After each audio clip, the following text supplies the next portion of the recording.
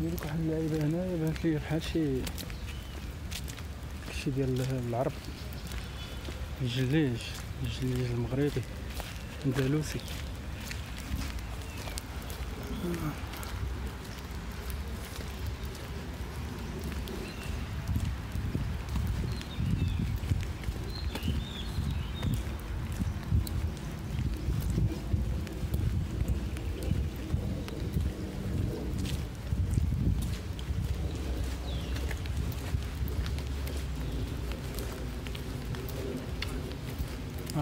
لا نمشي سواق الاشكال.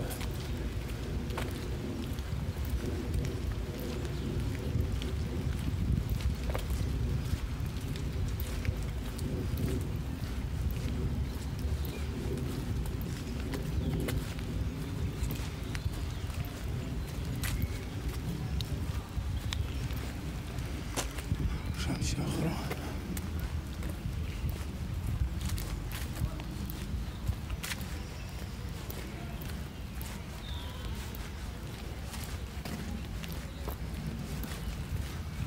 شنو كاين تماك.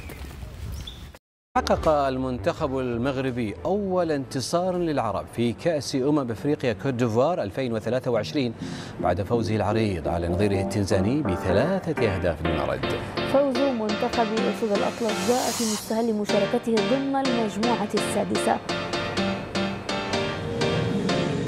الوصول كان يعني عند المغاربة في الكوت ديفوار شيئا واحدا، هو تفقد مكان حوارهم مع نظيرهم التنزاني. رصدت ملامح الملعب للذكرى والتاريخ قبل الانطلاقة من ركائز الأسود، فيما كان التشاور كلاما من آخرين، بينما اختار البعض الآخر أن ينعزل بنفسه سماعا أمام شباك كل الظن فيها أن تهتز فرحا للمغاربة الذين وضعوا أيديهم على قلوبهم في مواجهة يستهل بها رابع العالم المنافسة الأفريقية. على الجهة الأخرى المنتخب التنزاني يعرف أن مهمته لن تكون سهلة، لكنه اختار الوقوف أمام الأسود. تحركت الكرة وتحركت معها تمريرات حكيم زياش الذي مرر للزلزولي، والأخير يحضر الكرة يوسف النصيري الذي لم يكن في الموعد. وليد الركراكي رفعت يده استغرابا لأن ضياع الفرص في إفريقيا يعني الدخول في المتاهات. توقف دوران الكرة لشرب الماء بسبب الرطوبة والحرارة، وهي فرصة لمنح تعليمات أخرى من أصحاب الحرفة. وعند ذكر أصحاب الحرفة نضع زياش في الواجهة بعد أن طبع من مباراته أمام مانشستر يونايتد نسخة أخرى، مرسلا تسديدة مخادعة للحارس مانولا الذي أبعدها بصعوبة، لكن إلى أين؟ إلى قدم الكابيتانو غانم سايس الذي أعلن عن فرحة الأسود الأولى في الكوت ديفوار. في غياب المساحات كان لتمريرات زياش الوقع الكبير، ورأسية يوسف النصيري لم تكن مضغوطة على غير العادة. حكيم زياش لم تسعفه الكرة لتدوين اسمه في سجل الهدفين بعد تدخل الحارس مانولا. أما الزلزولي فاختار التسديد دون التمرير لعز الدين أناحي. مدرب التنزانيين الجزائري عادل عمروش ظل يوجه لاعبيه حتى قبيل نهاية الشوط الأول. لا شيء تغير في الفصل الثاني. يوسف النصيري تلقى تمريرة من الملقب بالنحل عز الدين أناحي، لكنه لم يستغل الموقف كما يجب. أناحي تسبب كذلك في طرد لاعب المنتخب التنزاني نوفاندوس ميروشي بالبطاقة الحمراء. نقص عددي استغله النحلة الذي اختير رجلا للمباراة ليرسم هدفا يدرس في جامعة الكرة بعد تبادل مع البديل الحسين أمين عدلي. أهداف الأسود لم تقف هنا، لأن صاحب هدف العبور إلى نصف نهائي كأس العالم في قطر يوسف النصيري أصر على تدوين اسمه في قائمة الهدافين بالتوقيع على الثلاثية. أما فرحته صرفت في بنك الاحتياط بعد اللجوء إلى تقنية الفار. المغرب حقق المهم في انتظار الأهم مستقبلا بانتصار هو الأول للعرب في كأس الكوت ديفوار.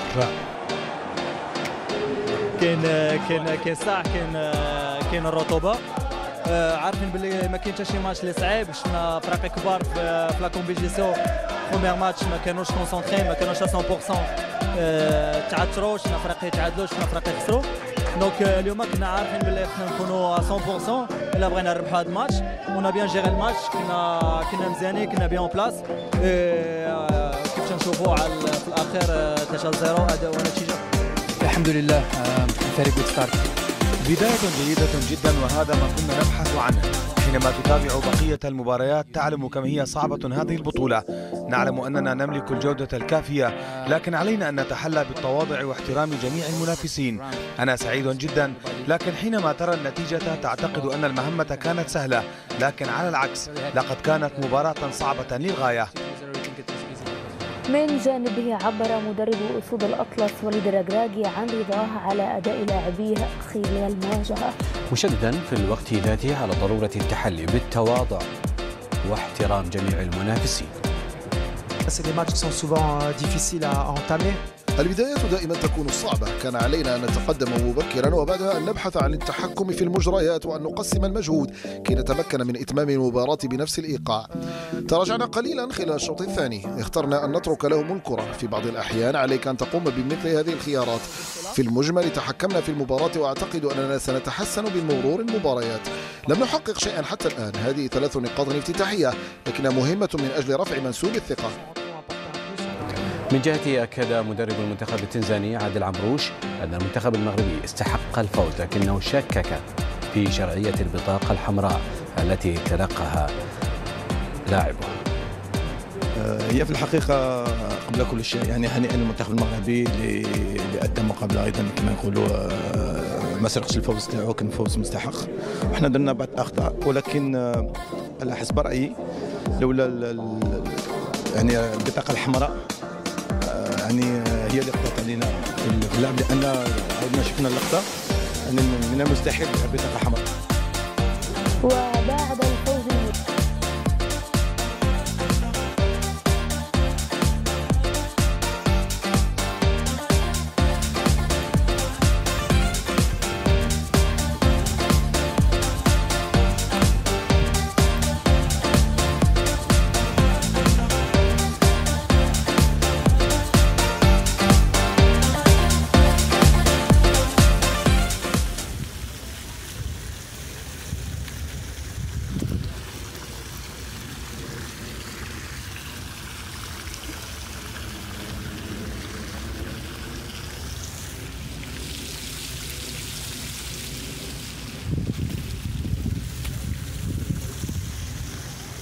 وتدبر على كان شي واحد وانت زيد الوراق ديالك.